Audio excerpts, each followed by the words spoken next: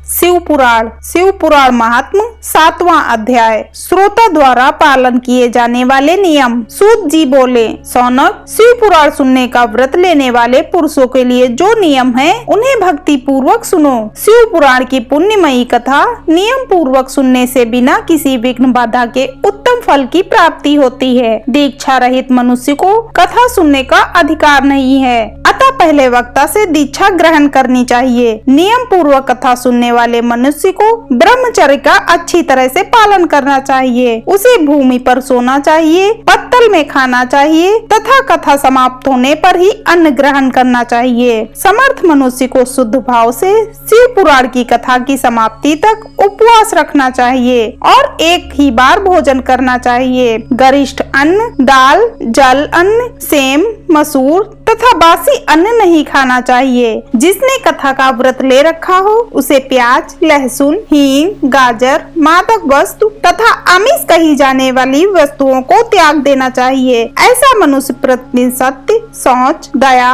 मौन, सरलता, विनय तथा हार्दिक उदारता आदि सद्गुणों को अपनाए तथा साधु संतों की निंदा का त्याग कर नियम पूर्वक कथा सुने। सकाम मनुष्य इस कथा के प्रभाव से अपनी अभीष्ट कामना प्राप्त करता है और निष्काम मोक्ष प्राप्त करता है। सभी स्त्री पुरुषों को विधि विधान से शिव पुराण की उत्तम कथा को सुनना चाहिए। महर्षि, शिव पुराण की समाप्ति पर श्रोताओं को भक्ति पूर्वक भगवान शिव की पूजा की तरह पुस्तक पुराण की पूजा भी करनी चाहिए तथा इसके पश्चात विधि पूर्वक वक्ता का भी पूजन करना चाहिए। पुस्तक को रखने के लिए नया और सुंदर बस्ता बनाएं। पुस्तक व वक्ता की पूजा के उपरांत वक्ता की सहायता हेतु बुलाए गए पंडित का भी सत्कार करना चाहिए। कथा में पधारे अन्य ब्राह्मणों को भी अन्न धन का दान दें। गीत, वाद्य और नृत्य से उत्सव को महान बनाएं। विरक्त मनुष्य को कथा की समाप्ति पर गीता का पाठ करना चाहिए तथा गृहस्थ को श्रवण कर्म की शांति हेतु होम कराना चाहिए।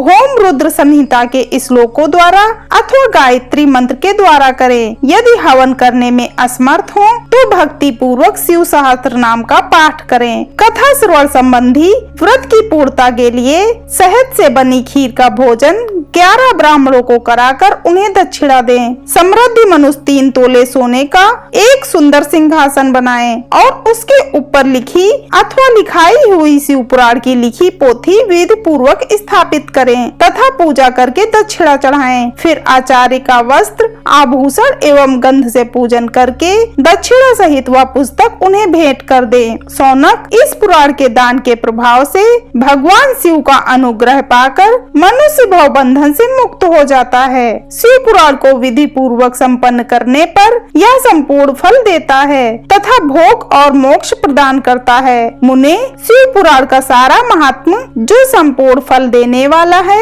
मैंने तुम्हें सुना दिया है। अब आप और क्या सुनना चाहते हो? श्रीमान, शिव पुराण सभी पुराणों के माथे का तिलक है। जो मनुष्य सदा भगवान शिव का ध्यान करते हैं, जिनकी वाणी शिव के गुणों की स्तुति करती है और जिनके दोनों कान उनकी कथा सुनते हैं, उनका जीवन सफल हो जाता है। वे संसार सागर से पार हो जाते हैं। ऐसे लोग इस लोक और परलोक में सदा सुखी रहते हैं। भगवान शिव के सच्चिदानंद स्वरूप का स्पर्श पाकर ही समस्त प्रकार के कष्टों का निवारण हो जाता है। उनकी महिमा जगत के बाहर और भीतर दोनों जगह विद्यमान है। उन अनंत आनंद रूप परम शिव की मैं शरण लेता हूँ।